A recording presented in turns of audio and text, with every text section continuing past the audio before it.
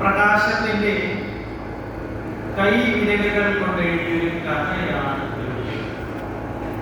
ആ ജ്യോതിഷ രംഗത്തെ കാലഭൈരവനായിരുന്നു ശ്രീ പൊതുവാൾ. തന്റെ മുന്നിൽ വരുന്ന സാധാരണക്കാരായ വ്യക്തികൾക്ക് പ്രതീക്ഷയും ആത്മവിശ്വാസവും ധൈര്യവും പകർന്നു നൽകുന്നത് അദ്ദേഹം അദ്വിതീയനായി. ഭാരതീയ സംസ്കാരത്തിന്റെ അന്തര സിന്ദൂരം കൊണ്ട് എഴുതിയ ഒരു കവിത എന്നാണ് ജ്യോതിശാസ്ത്രത്തെ വിശേഷിപ്പിക്കുന്നത്.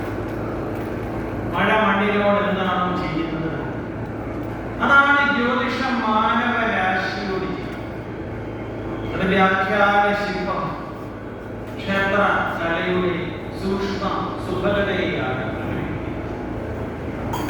ഉള്ളുകൊള്ളിച്ചും നോമ്പ് തീറ്റിച്ചും കടന്നു പോകുന്ന കടൽക്കാറ്റിനെ പോലെയുള്ള നൊമ്പരങ്ങൾ മനുഷ്യരെ അരക്കുമ്പോൾ അവർ സാന്ത്വനത്തിനായി എത്തുന്നത് ഈ മേഖലയിലെ പ്രകടനമാണ്. ജീവിതം ആഴി പോലെ അനന്തം. എന്നാൽ അതിൽ നിന്ന് ഓരോരുത്തരും ലഭിക്കുന്നത് ഒരു കൈക്കുമ്പിൾ ജലം മാത്രം. ആ കുടിനീര് കണ്ണുനീരായി തീരുമ്പോൾ, ആ പാനപാത്രം വിഷപാത്രമായി തീരുമ്പോൾ നമുക്ക് പലപ്പോഴും താങ്ങും താഴുമായി നിൽക്കുന്നത് ജ്യോതിഷ പണ്ഡിതന്മാരെ.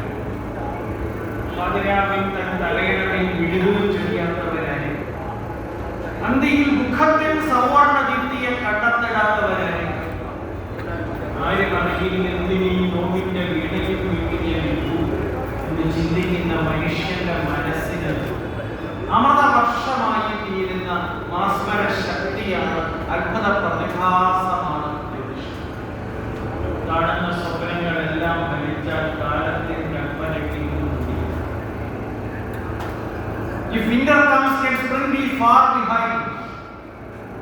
If winter comes, can spring be far behind?